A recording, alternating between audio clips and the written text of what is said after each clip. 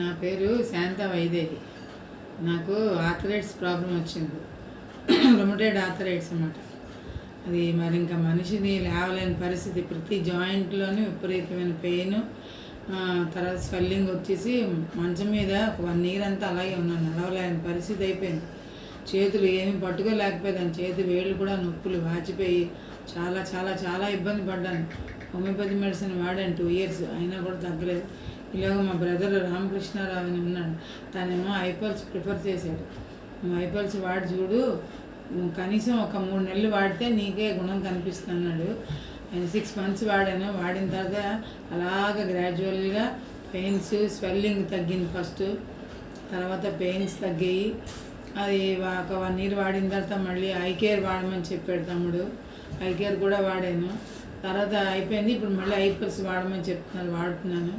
ఇప్పుడు చాలా హ్యాపీగా ఉన్నాను.